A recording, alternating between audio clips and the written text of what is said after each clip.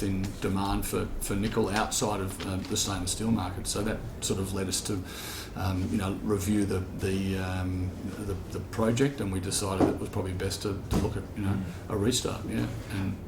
And what do you have left to get back to full production? So basically all we're doing is we're currently mining the Savannah ore body, which is the remnant ore body, and then obviously we're getting across to Savannah North, so we really just have to get those two twin declines finished and then ramp and start stoping and ramp up to full production. So as I said in the presentation, that's going to be sort of end of the first quarter into the second quarter of next year. Yeah.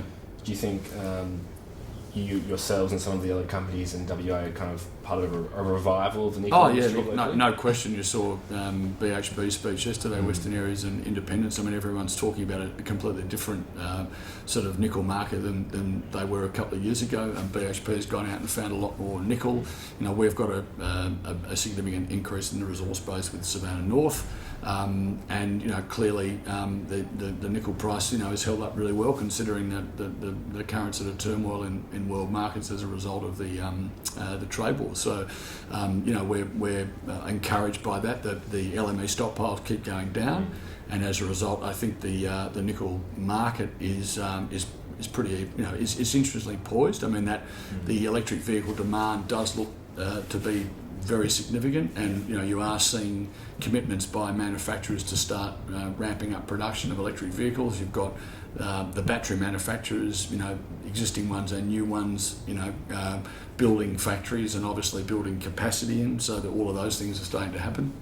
And you just look at the existing production of nickel and you wonder where the nickel's going to come from. So clearly there needs to be new projects developed or people to expand production. And this is not nickel like nickel that comes from the nickel pig iron, because that can't be used in the current battery technology. You need to produce nickel sulfate. And clearly that goes into the precursors, which then goes into making the batteries. So it's a different market, and we effectively supply into that market, because obviously our nickel goes into basically pyrometallurgical smelters, like the Kalgoorlie smelter. We go to Jingshuan, and basically we produce they produce a nickel cathode at the moment, but now obviously they'll look to produce nickel sulfate too. So you'll have that market, which is obviously developing. Talking to Jingshuan, have they said anything about EVs coming forward faster than what was first? No. The discussions we have with them haven't been specifically related to I mean, we talk about the markets and so on, but fundamentally, I think everyone in the space is looking at the research, looking at the what the industry analysts are looking at, and looking at whether it's going to be 500,000 tonnes of nickel by 2030 or 900,000 tonnes. And that's, I guess, the question that no one can really answer at the moment. How quick is going to take up going to be? And I think even if it's only 500,000 tonnes by 2030, that's still a big number from the current 50,000 tonnes. That's a 10 times increase. If it's 900,000 tonnes, well then obviously it's an order of magnitude again. So I guess we're all conscious that there's a change, and that and then of course the stainless steel production is still growing. I mean, that's been a compound growth since 1970 of about 5% growth rate. So we've obviously had that as well. So we've got an interesting market. And someone asked the question: are you going to see a bifurcation of the nickel pricing? And potentially you could have nickel that goes into making stainless steel being one price, so nickel ferronickel potentially, and then you could have nickel cathode being priced, and also obviously nickel sulfate, which are currently. So you could end up having three different markets. I mean, it might still be you just have the LME price, and then everything else is a sort of a premium or a discount to that. But clearly that's for the future. Yeah, fantastic. All right, well, those are all the questions I have. Yeah, sure. I'm just going to get a question. I know you talked about this in your presentation, but can you just so we have it on here, could you just go through the fundamentals of nickel and why you're so positive about it at the moment? Yeah. So look, basically, I think what we've seen is a market that's grown strongly since the 1970s off the back of stainless steel. as I said, sort of, between 3 and 5% compound growth rate.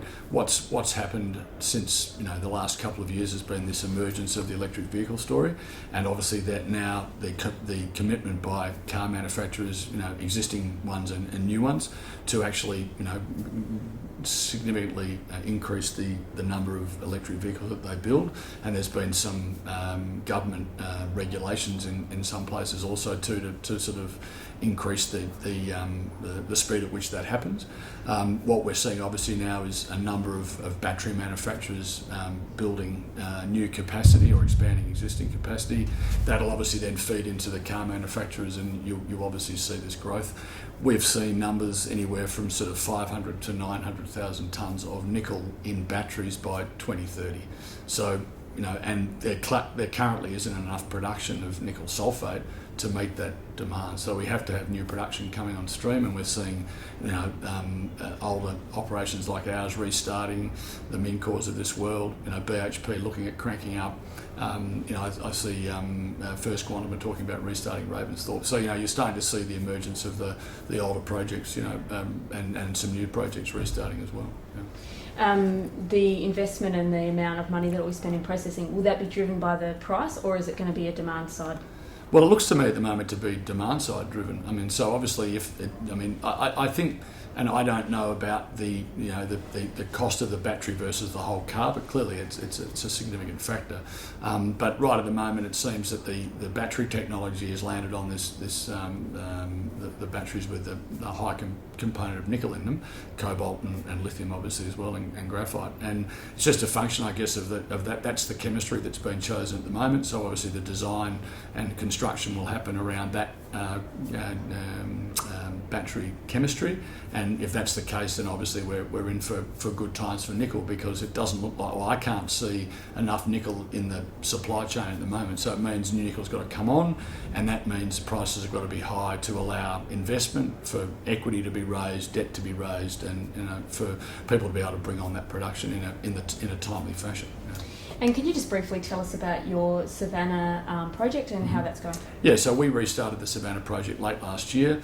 We got into production early in the first quarter. The ramp-up's been a little bit slower than we anticipated, around weather events, equipment availability and people, but we seem to have sort of jumped over most of those hurdles. We had a good quarter in the second quarter as we ramped up. We get into full production from Savannah North into next year, once we've got the development across there and we've ramped up to full production. The benefit of that ore body is it's got higher grade of nickel, and it's about double the grade of cobalt. So that's the significant benefit. We would end up producing about 11,000 tonnes of nickel in concentrate, about 5,000 to 6,000 tonnes of copper, and about 800 tonnes of cobalt. And the copper and the cobalt credits give us a really nice kick. So that actually helps to make the project, very attractive from an all-in cost perspective. So we can get our cost down to about $3.50 a pound. That's over the life of the project, sort of sustaining cost C1. So that's that puts us in a good position relative to the rest of the market. And certainly when you're talking about a nickel price, north of $6 or $7, which it is at the moment. So yeah, we should be at full production, as I said, into next year. Yeah.